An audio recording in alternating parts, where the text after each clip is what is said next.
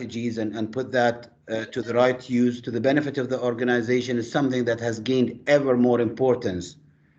And it's a topic worth giving some attention to. And for that purpose, today we have a great guest with us. We have Dr. Stephen Reissig, and Dr. Stephen is the Chief Executive Officer of the Education Improvement Partners. He's a high impact, proactive, solution focused educational leader, and he's never been far from this region because Dr. Stephen has been involved in the transformation, the development, and the design of many national educational reform projects in the region and in Australia. His work expanded from Australia, his hometown, as well as Pakistan, Bahrain, Papua New Guinea, as well as the United Arab Emirates, and he was involved with working with top officials in the education and the government sector, with CEOs, with C-level executives, and chancellors, vice chancellors, and vice presidents, and the government at large for the past a good number of almost 10 years, maybe 8 years. He will correct me if that is wrong. But Dr. Stephen is apart from that, he's not going to tell us about educational reform today, of course. He's here to tell us about leadership. It's about what you read on the cover, identifying and managing your blind spots. And it's probably something that we often take for granted from experience. I know that many people that ended up in leadership positions or in positions where leadership qualities is expected in force never receive formal training or approaches on how to put their leadership skills into the best effect and how to develop them and how to have the right strategies in place. And Dr. Stephen is a man who's been into delivery of learning where agile leadership skills and ability to empower individuals and teams. He's been highly committed to making sustainable impact in every engagement to advance the process of transformation. And he is here today to tell us a little bit in the next few minutes, and I'm not going to take so much more of his time. He's going to tell us about how important it is for leaders to have a growth mindset, and for that to happen, a leader should have the ability to or the models to apply the models that would identify blind spots of that individual as a leader, and what strategies to have in place to seek feedback as a leader, and how to apply all of that to support your personal mastery and growth. So won't take any more time than this. Dr. Stephen, it's a pleasure to have you here. The floor is yours, sir. Just some housekeeping rules there. If you have any questions at any point of time, if it's the kind of question that is burning and you have to throw it at the same time and you'd like to do that live, all you have to do is to raise a hand and we'll put you on. Otherwise, you also have the option to put your questions or comments in the chat section. So the floor is yours, Dr. Stephen. Thank you very much, Dr. Yusuf, and welcome to everybody. Assalamu alaikum. I spent, as Mr. Yusuf said, I've had a good 9 years working in Bahrain, and it's a country very close to my heart. Wonderful people and just a wonderful country. So it's a pleasure to be able to allocate some time today to share some insights and also to have a conversation around leadership. In terms of the correcting Mr. Yusuf, there's not too much to correct, but I'd like to think that every day all of us are sort of leaders, all of us are learners, and all of us are teachers. So that's an important sort of mindset ourselves. Currently, as Dr. Yusuf said, I'm working as a partner, but I'm also have taken recently a role in Ras Al Khaimah in the UAE as the Chief Academic Zone Officer, and quite a large organisation. But today's talk is, I want to make it as, I don't want this to be a sort of a lecture. because I know how boring they can be at times. So if there are, as Mr. Yusuf said, if there are burning questions, then please put them in the chat. And I'll stop and I'll answer them throughout today. If not, then I'll answer as many as possible at the end of today's session. So, unlocking your blind spots as a leader. So in today's presentation, I want to talk a little bit about the importance of you as leaders having a growth mindset as opposed to a protective mindset. And I'm going to talk a little bit about that later. And then one model of thinking, and I'll stress just one model of thinking about the blind spots of a leader. It's called Johari window, which is old but still very relevant. Talk about some strategies to seek feedback to grow as a leader and to think about this concept of personal mastery and personal growth. And also to provide an opportunity to discuss how feedback and self-assessment can support personal mastery and growth. Okay, so they're broadly the topics. If there are other topics at the end around leadership that you may say, well, what about this? I'll do my best to sort of answer today. So firstly, in terms of tuning in, this is where I'd like to hear a little bit from you. When you think about a leader, either in your current role or a previous role, I want you to don't necessarily mention their name or their organisation, because we don't want to sort of talk too much about them at the moment.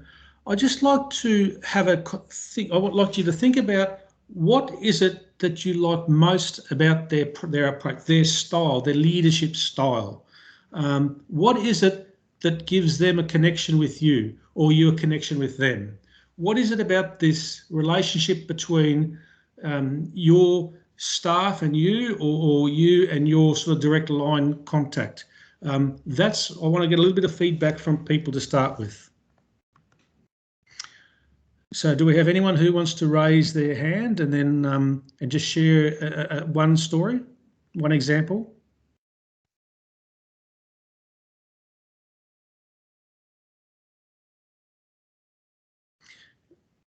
If not, that's fine. Don't feel shy. We have somebody in there. Let's have a look there. We have Fatma Al-Amr, Dr. Steve. Go ahead. Let's have her. Sure. Hello. Hi. How are you, everybody? Hi, Fatma. Hi. Hi. Go ahead. Actually, I would share one of the story which I liked it the most of one of work with him long time back.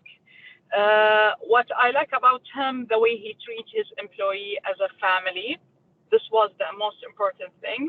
And he tried to encourage innovation and creativity in the organization by bringing or getting the most of the people of the employee to share, to develop the organization itself. So, and he encouraged even the personal development of the employees. This is the most which I like. Thank you very much.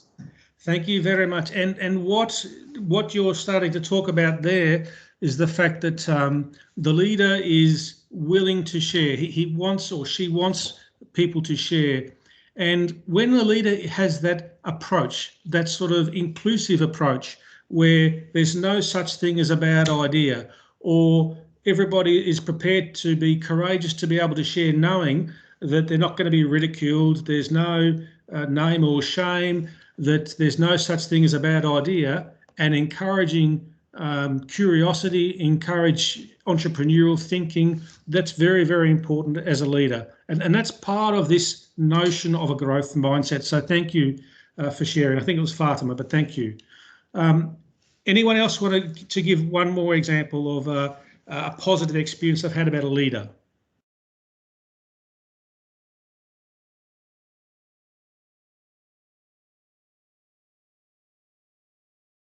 You don't have to be on camera if you're shy, but just raise a hand and we'll listen to you. And you don't need to multitask by driving and be able to do that. That's very impressive. Okay, if not, I don't want to dwell too much on this. Now that's from the positive. That's from the glass half full. Now, think about the leader, and this is where I don't want you to mention any name or organisation, and it could be that you know a friend where this has happened to in the organisation, but think about a negative experience that you have had or someone you know has had with a leader. What is it about their approach? It may be that you're unable to voice your opinion. It may be that you're too frightened in case you make a mistake. Does anyone want to share an example of a negative experience that they have had or of people they know have had with a leader? We'll put you on. You can say it. We won't tell.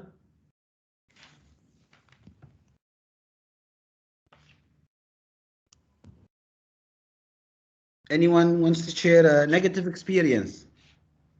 If not, it's fine, Dr. Yusuf. I can go to the next. I think we have Fatma wanting to tell us about the opposite to what you said the first time. Go ahead, Fatma. Shukran jazilan, Fatma. It's me. So the negative experience that I've recently came across, I had that experience with a leader when he shuts his door and he won't listen to you to defend yourself or, share your project or your ideas, and he do it through people. So the way the message is transferred from one person to another, it might not be correct. So you might not have that good image with that specific leader. So this was the bad experience that I've had in the past. Thank you. Thank you. So, shukran, Fatima. And I noticed that you're not only driving, but you've got your MS Teams happening and your son over your back shoulder. So very multi-talented. But you're very right. And that a negative experience can be if a leader is using other people to sort of convey a message, which can be, go through different channels, and whatever the message they convey to person A, they might interpret it and convey something different to you. So it's actually spot on what you're saying. And the same goes for when a leader says, look, please come in, my door's always open. So the door physically could be open, but actually the leader is not open, because physically having the door open is one thing, having the mindset open to having a good conversation is another. So thank you for sharing, Fatima. I'm now going to move to the next slide. Just checking, Mr. Yusuf, can you see me still okay? Dr. Steve. I think you've frozen there, but we can hear you okay. You can continue. We're just okay. I don't know what's happened there. Maybe the connection here. So let me quickly recap what I was saying then. To echo from what Ms. Fatima said is that the leader who uses other people to convey messages, there's a risk in terms of that message being diluted or twisted or turned and not being conveyed in the right way. So that's also very, very important. And similarly, when the leader says, my door's always open, metaphorically speaking, that's one thing, but it's not just about having the door open, it's about having the mind open. And that's what we're going to dwell about now. So let me talk a little bit about this learning, or what's referred to as a growth mindset. Okay, so a little bit about this. There's a lot. I think in 2006 there was a book written by a doctorate, a professor called Carol Dweck, D-W-E-C-K, and her book was around self-theories. And it talked about the importance of having a learning or a growth mindset in the advancement of cognitive development in children. Now, basically what it means is that if people, young people, experienced people in all walks of sort of parts of the planet, if they have this growth mindset, they're more likely to sort of be interested in others' opinions, and it's a better way of learning. So a leader who has a learning or a growth mindset, they have what's called, they're generally interested in other people's opinions. They want to know their viewpoints. They want to find what they can best do with the situation. They have this constructive tone. They have this this focus on listening, not just hearing. They think about what can we learn from this. I'm just looking at my screen and I may have lost some people, but hopefully not. And then we have a protection mindset. We're here. We're all here. Okay, very good. Just Okay. So the opposite of a learning or a growth mindset is a protection mindset. That's where a leader or an individual, they believe they're an expert. They believe they hold onto their own point. So an example is that if I'm a leader and I say, this is the way that we are going to do things, and then someone comes in and says, well, actually, what about this way? And I'll say, no, it's got to be this way because this is the right way. Whereas that might not be the right way. So, but they don't deviate from their own line of thought. Okay. They also have what's called an ego-driven mindset. That is, who's to blame? Whose fault is it? It's a forum for complaints. They like to find out who's wrong, who's saying it, why they're saying it. It's an emphasis on telling people what to do as opposed to listening to others. And rather than what can we learn from this, they think of what is wrong with this. So in one mindset, you can see it's quite positive. Learning mindset, growth mindset, glass half full. And the other one, protection mindset, expert, bit of a know-it-all, and it's about deficit mindset. It's also referred to glass half empty, okay, or a pessimistic sort of mindset.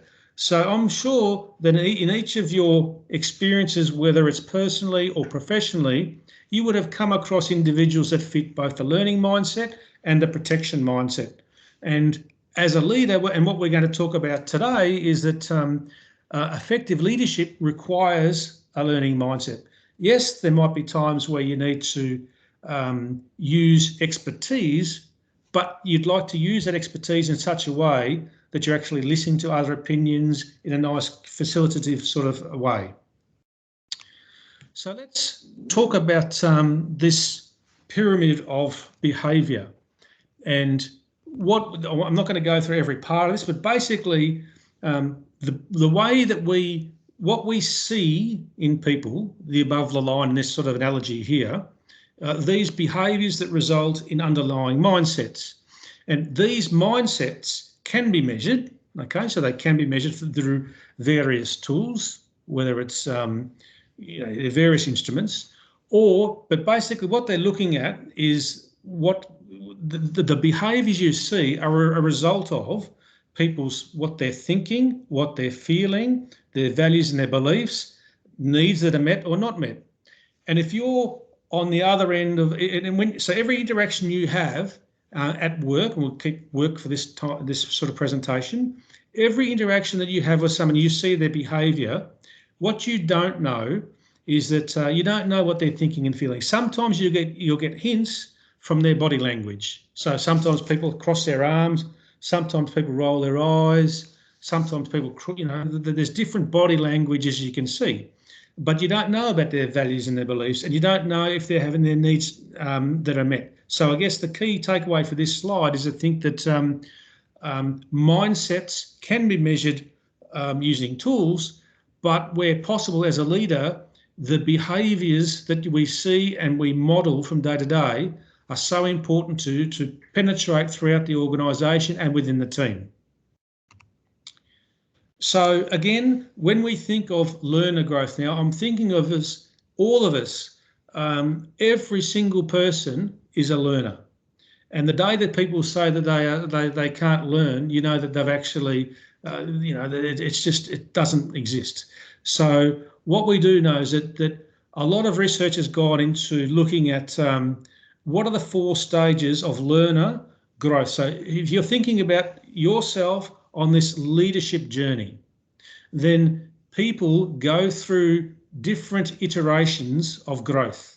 So firstly, and I'm not going to go through every single one of these, but it's when you don't know that you don't know, and what you have to learn, you're actually what's called unconsciously unskilled. You don't know what you don't know. And then as you start to learn a little bit more, As you start to, have good role models and you as a leader become a role model, people start to become consciously unskilled. What does that mean?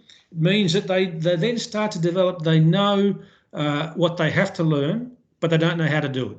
Okay, so it requires a point of choice.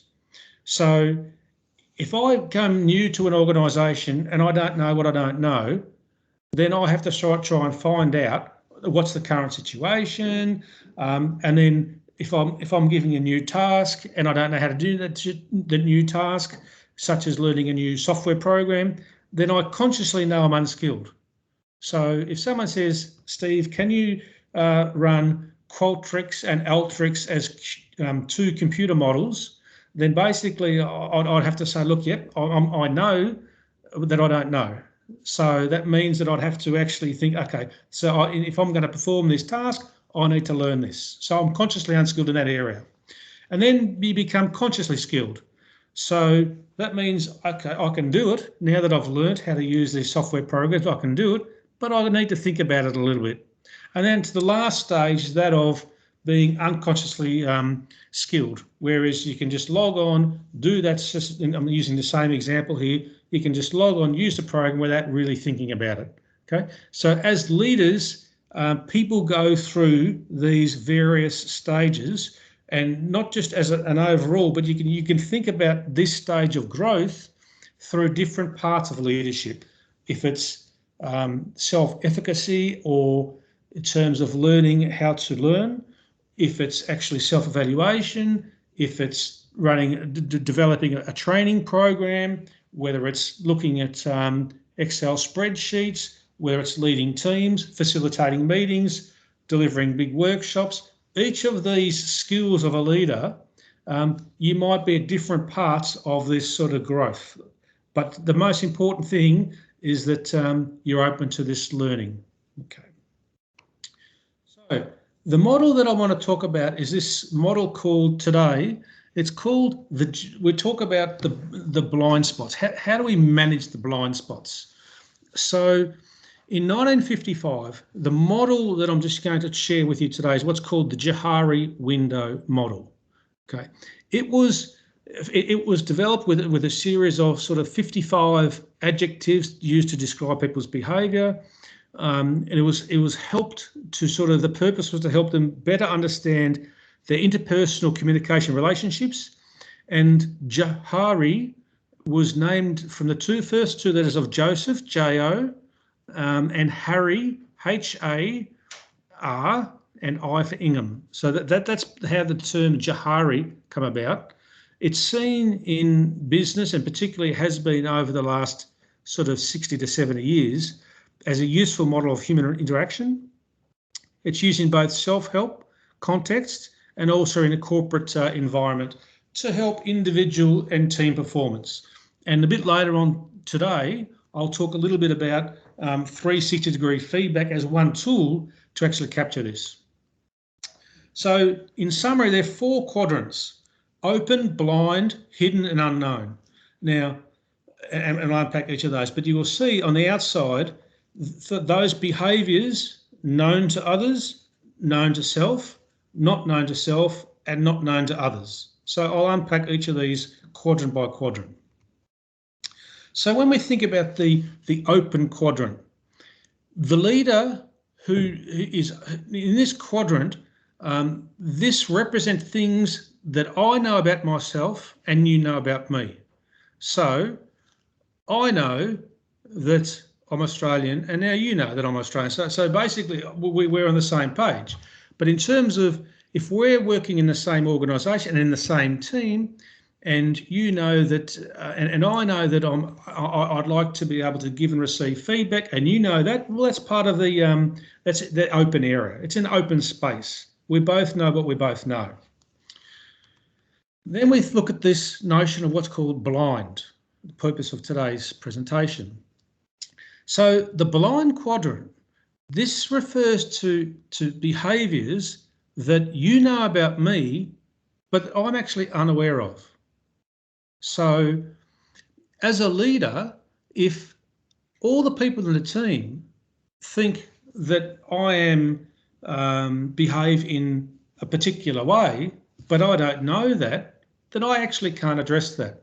So if all the people in my team were to think that that Steve doesn't listen, he's got a protective mindset, blah, blah, blah, and I think I've actually got a learning mindset, then actually there's a disconnect. So the blind spot behaviours here, the things that you know or the team knows about the leader, but the leader doesn't know about himself or herself.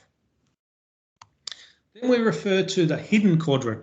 So the hidden quadrant are things that I know about myself that you do not know. So when I showed you that diagram before about the person standing at the top of the pyramid, there are a lot of things that I know myself. So I might be confident in this, but not confident in that.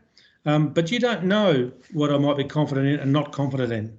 So that's what's called the hidden quadrant. That's the things that I know. And often as leaders, these are areas where, and it comes around a lot of skill development here. So if someone's a really good, if you know yourself that your strengths lie in creating PowerPoints, but not writing 2-page executive summaries of 50-page documents, you might know that, but others might not know that. Okay, so again, or it might be that your your spelling might not be good because you can disguise it with spell check or Grammarly or something like that, but others might not ever know that, but you know that. And the fourth quadrant is one of the things that neither I know about myself and you don't know about us. So that's actually unknown. Okay, so these are the 4 quadrants. So any questions so far about the quadrants and the Johari, the window, the little bit about the background about so far? Doctor, I think I have a question. Since you were talking about the blind spots. Okay. There's a pretty bad echo, Asma. That was not very clear. Can you try again? Yeah, I think because we're in the same place. That's better. That's better. Yeah, go ahead. Yeah. When you were talking about the blind spot leadership, right? So you're actually talking about the quadrant, which is the not known to yourself and known to others, right? So this is the part that you're actually focusing on in today's talk, isn't it? Yes, the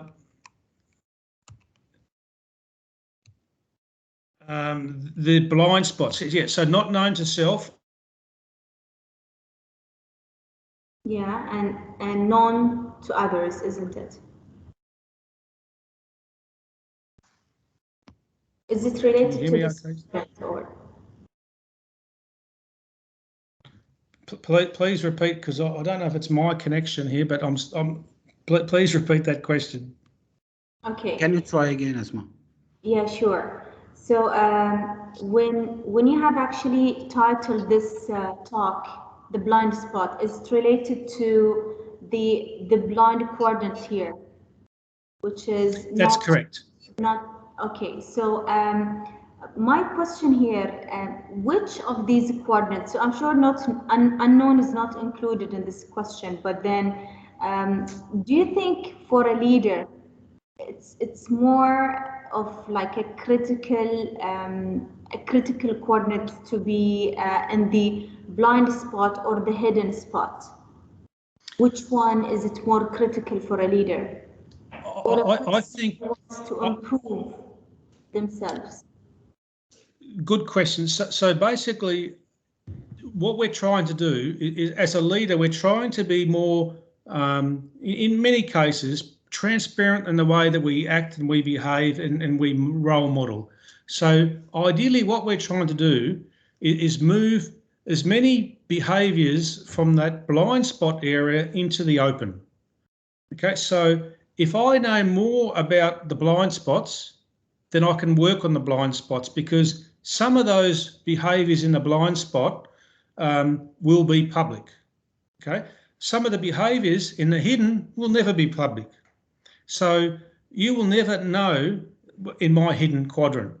But you as my team in this case, you're going to know my behaviours that I don't know. So it's critically important that the blind spot behaviours, all those behaviours that I don't know about, that I actually need to find out about, and then decide how I want to actually manage that when I know that information. So so the goal in summary is to know what's in the blind spot, the blind quadrant, and then to actually use that information, and it could be through feedback, and I'll talk about that in a moment, but use that in order to improve my leadership, whether it's by a change in behaviour, a change in actions, or whatever. So that's the ultimate goal of what we're trying to move. Thank you, Doctor. Okay, so now what are some? This is the so what now. So some strategies to enlarge the open quadrant. Okay, so again, I want to know more about myself, and you need to know more about me. So self-disclosure. So sometimes you'll see leaders who will say, look, I actually don't know how to do that. Can you show me? So all of a sudden they're actually self-disguising. They actually don't know how to do that task. I don't know how to do Google Analytics. And if I tell my team that, well, they're not going to judge me. At least they'll know that I don't know how to do it, and they might help me. They might teach me how to do that. Okay, so being self-disclosure is a key one strategy. A give and take process between myself and the people who interact in a two-way feedback loop. So when people say my door's always open, great. But if I say my door's always open, but you know what? I want you to tell me if things are going well, or if things are going well. I want you to sort of give me that feedback, and if you're comfortable, I'd like the opportunity to give you that feedback as well. So this is a very critical point, because not all leaders actually will say this. And to go the next step, some people, some really effective leaders I've worked with would say something like, Steve, I'm obviously your reporting line, but you know what? We're going to work closely together. And what I want to know is that can I give you some feedback and you give me some feedback? Yes, great. And how regularly would you like this feedback, and in what context would you like that feedback? Now that opens up a new conversation, because sometimes people like to have feedback weekly. Sometimes people like to have it monthly.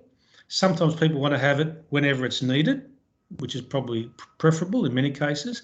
Sometimes people like to have it in an office setting. Sometimes people like to have it in a sort of a less formal setting, or they go for a walk in terms of down the corridor, or in a staff meeting area. Again, it all depends on the relationship between the leader and his or her team, or in this case, the individual. But having that open two-way communication is really, really important.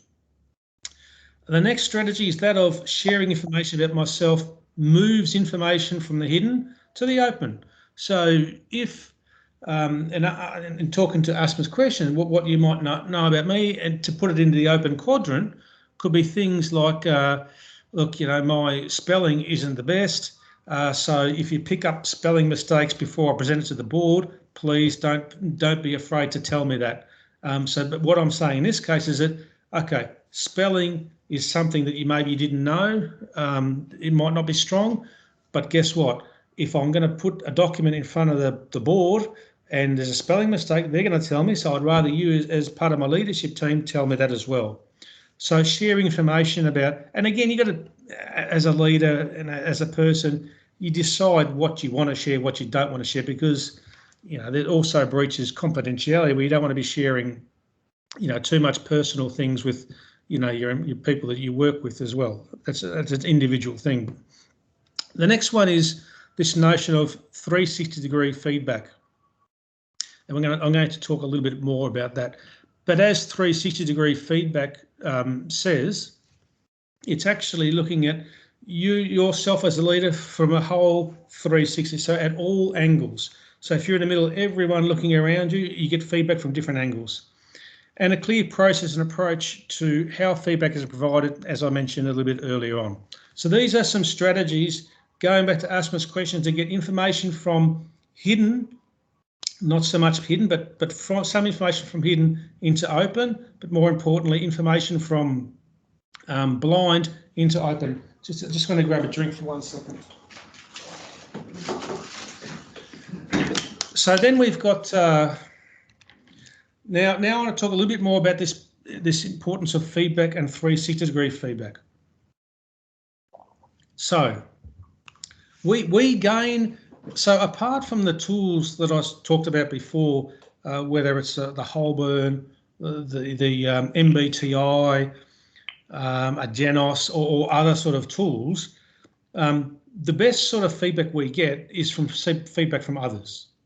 Now, it often leads us as a leader to actually learn more about our leadership style that I might not know about, as I said before, about the blind spots, and also helps open the quadrant, leads to that open quadrant.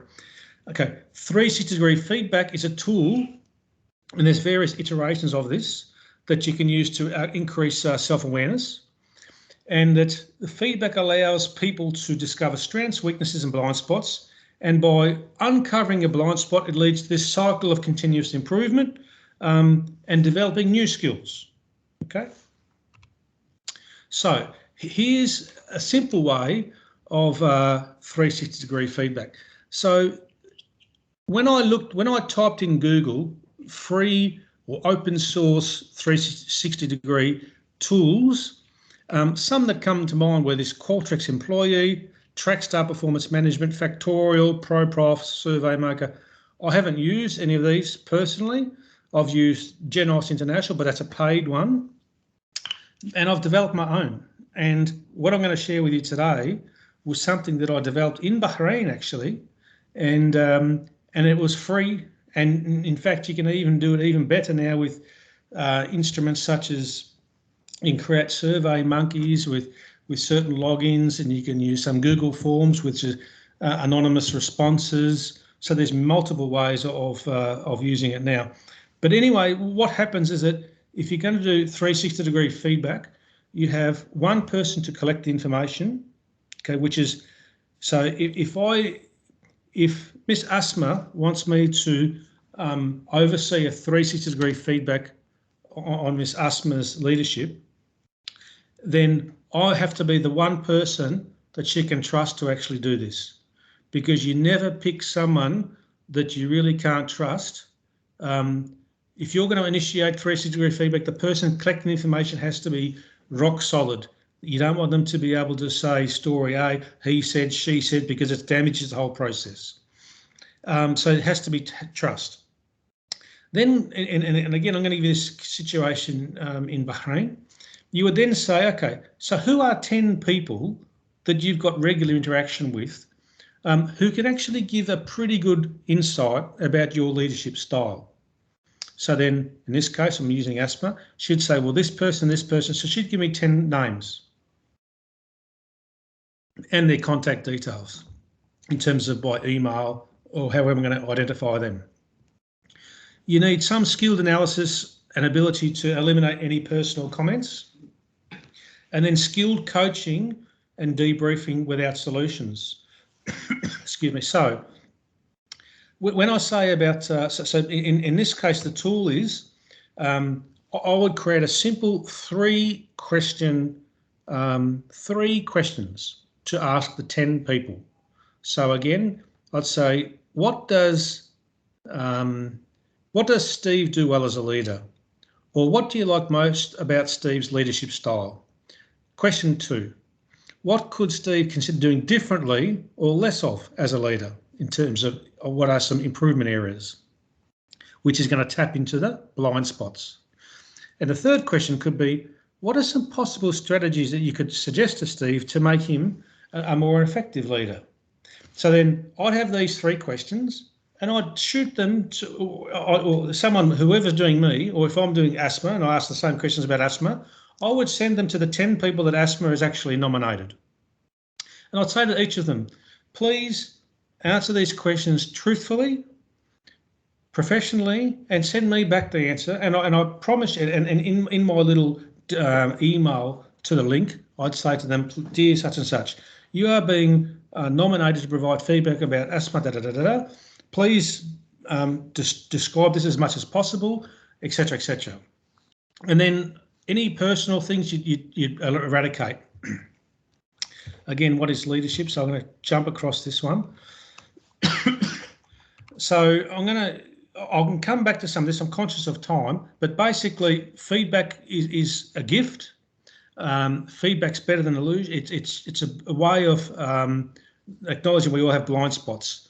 There's different ways that I know this presentation is being shared of giving feedback and receiving feedback. Okay, but again, let me unfold this 360. So identify a mentor, someone you trust. 2, communicate the process to colleagues. Okay, so in Asma's case, Asma says to the 10 people, I want some more information about myself as a leader. I'm going to give your email address to Steve. He's going to send you whatever form. It's anonymous. Please communicate exactly the answers that you want to be communicated, because it's going to make me better as a leader. So then again, the same questions. And then what happens is that I will then get all the information for those 3 questions from all 10 people. So then I would then look at those questions and I'd say to Asma in this case, according to the first question, Asma, these are the common behaviours that all your people that you nominated say that you're doing really, really well. And I'd summarise them in terms of maybe what are the top 5. So and then I sit down with Asma and say, these are the 5 things that people think that you're doing really well. I won't say who said them, but overall of those 10 or 20, whatever people. Secondly, these are 2 to 3 behaviours. You wouldn't give, or 5 if you want to, but say 2 to 3. These are things where your team believes you could actually stop doing or doing less of as a leader. And these are the blind spots.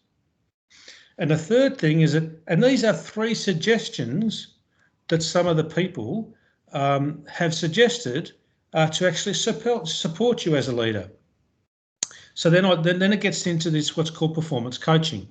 So then in this case, I'd say, look, Asma, let's think about, or I'd give her a summary of those and say, look, have a bit of a think about these. Don't take them to heart. Just have a think about them, and we can either do it then or pick another time to do them.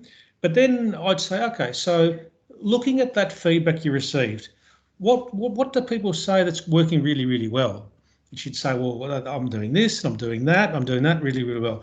So what are the things you think that they're saying? What did you think of the things that they suggest that you do differently? And this is the aha moment. This is the key to today. These are the blind spots coming to the open. So that is, if, for example, one of the areas was to do more of, more time for this task. Asma may not have known that, but now she does. And now Asma has a conscious decision to make. Okay, so this is what people say, they want more time for this. Do I listen to that or do I not listen to that? Again, the growth mindset says, okay, they want more time for this activity. Fair enough. And then she starts looking at some of the solutions, and some of the solutions might say, rather than have this meeting every Tuesday at 1 o'clock, can we maybe have more time for this? Then all of a sudden she starts to get some solutions. And if the question 2 about says she should be doing more of another behaviour, then all of a sudden it's another conscious decision that she didn't know. So all of a sudden this feedback has actually moved these behaviours from the blind into the open. So she now knows what others know. And then it's a conscious decision as a leader to actually decide what are some strategies that I can do to actually move that forward. And then this is where you start thinking about forward planning, and this is where the mentor might say, look, and again, using this example of Steve and Asma, I say, look, Asma, how about the next sort of 3 to 4 weeks? We touch base again, and we just have a conversation about how these identified areas of what your strengths, how they're going, and what are some of those blind spots that your team identified. How are you actually going with each of these? So that's a real, and that becomes a game changer, moves the needle from blind to open about moving forward. And that's unpacking the blind spots into some sort of a formal strategy in order to be supportive. And that tool is a free tool. That tool is not a, there's no subscription to that tool, and you can use it on, you can get people to write, you can type, you can create, as I say, a form, a OneDrive, or whatever. So that's, I'm conscious of time, Mr. Yusuf. I can go back over some other slides if need be, but I want to finish by saying, before opening up to questions, what is leadership? If your actions inspire others to dream more, learn more, do more, and become more, then you are a leader. So thank you. Fantastic. Thank you very much, Dr. Stephen. We have not had many questions posted in the chat area, but one of the participants decided to send a direct message. I think, can you still hear me clearly? Maybe somebody's close to me. Okay, great. Well, Dr. Stephen, one message that I received directly from one of the participants, the attendees, and I reposted in the chat area. This is how she put it. How can arrogance, which he thought was very common within the leadership tier, can be a hindrance to identifying your weaknesses? So very good question. And I guess you'd like to understand, why are people arrogant? Is it because they think that they're better than others, that they're more entitled to others? And if they are of that level of arrogance, then the change in behaviour would ideally come from the top. There's a notion in leadership that in order to transform the culture in organisation, the culture starts from the top. And if your CEO or your C-level executives are not arrogant, and actually don't tolerate arrogance, that role modelling behaviour and catching people, and not catching people, but when people become arrogant in a negative way, then that's something that becomes, you'd be having a performance discussion with that individual, or you'd actually have a session with the team and say, okay, so what are some of the things that we stand for as a team? And someone might say, well, we want to be open with each other, we want to be cooperative, we want to be able to be balanced. Okay, and what sorts of things don't we want as a team? And they might say, well, we don't want to be arrogant, we don't want to be expert mindset, we don't want to be rude, etc., etc. So, okay, so how can we, what happens if people are behaving in that sort of area? Well, we probably should have an understanding that, it's not accepted, and that people, or myself or others, can actually, positively confront them. It's not an easy solution, because it's sometimes people will choose that level of behaviour, but I think role modelling and positive reinforcement of the right behaviours is one of the ways to sort of address it. Arrogance, in my view, I don't know if you agree with that, Dr. Stephen, but arrogance is, I often look at it as a defensive mechanism for people who are not willing to have that level of peace with themselves and look at themselves critically. And therefore, that's a very easy way to fend off any kind of criticism or areas for improvement. I agree, Dr. Yusuf, and I guess at the most, if you walk around the office, and I've always been a big believer that, yes, you've got the top executives, but you've also got people who are not paid very well, who are doing core functions for that organisation, whether it's the office boy, whether it's the cleaner, whether it's the bus driver, whatever. Nobody needs to talk to these people. People who some people think that they're above them. Everybody is contributing to that organisation. Everybody should deserve the same amount of respect. And I've always believed that. And it upsets me sometimes when I see people arrogant, as though they place themselves above others. Because at the end of the day, we're all people. And we should get on with each other and respect everybody from their backgrounds to their role in the organisation. Great. We just had something, a little thought shared by Nabil. He says, the leader is the person who does the action in the right time and place. I mean, it's a bit of a generalistic statement, but it would apply to leaders as well. Absolutely. And one of what Nabil is saying is, I remember once trying to identify the organisation, the values of an organisation, and people normally say things like trust, honesty, and then the word integrity could come up. I said, what does integrity mean as a leader or as a value? And there was one sentence that stuck with me, and that was doing the right thing when no one's watching. Yeah. So what Nabil is saying is spot on. Exactly. I have something, just maybe one last thing, if you allow me, Dr. Stephen, before we close this, unless we get any more questions in the chat area, and you guys, ladies and gentlemen, you're still welcome to do that. But I'll just give you a statement and tell me what you think about it. Stephen, leaders that you least like are also leaders that lack self-awareness the most.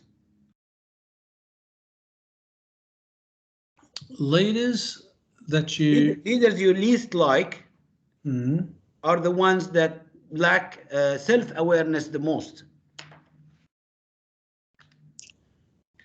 Yes, sometimes, yes, true. Because I mean, if a leader is aware of him or herself, then you'd like to think that their behaviour would resonate with the behaviours that you'd want to expect in every leader in the organisation. So self-awareness and self-efficacy are important attributes as a leader. And in this case, Dr. Yusuf, you'd like to be thinking that in that organisation, you'd want to have a culture where people can self-evaluate and have that culture where feedback starts to become part of that two-way process. All right, makes sense. And I'd love to close this with something one of the participants mentioned there. Managers make you feel they're important. Leaders make you feel important. And I think a leader that can make you feel important is a leader that is fully sensitive about the implications of what they do and what they say and how they influence the teams. And for that to happen, I think leaders or people that want to become great leaders, you cannot be a dictator and a leader. You can only be at peace with yourself and be very conscious about those blind spots and do your best to uncover them if you want to achieve mastery. And I think we've learned so much about that today, Dr. Stephen. We thank you very much for that. It's been fantastic to have you here. I hope it's not the last of it. I know we're going to be making you busy, maybe not at this level of leadership talks, but with other projects. But we really are hopeful that we'll have more of you at the BIBF in future. And we thank every single one. I know it's a difficult time to be listening to this, but about 40 or more than 40 people gave the time and space to do this. And for that, I thank you. And I hope that I'll see you back here again very soon in another talk. Thank you, everybody. Shukran jazilan. And thank you, Dr. Stephen. Wonderful for your time. Thank you very much, Mr. Yusuf. Fantastic. And the BIBF team. Good one. Fantastic. Nice to do this with you, Dr. Stephen, and I hope we will be back soon. Fantastic. Thank you. Thank you, Doctor. Have a good evening, everyone. Bye-bye. Thank you. Bye-bye. Thank you. Thank you, Dr.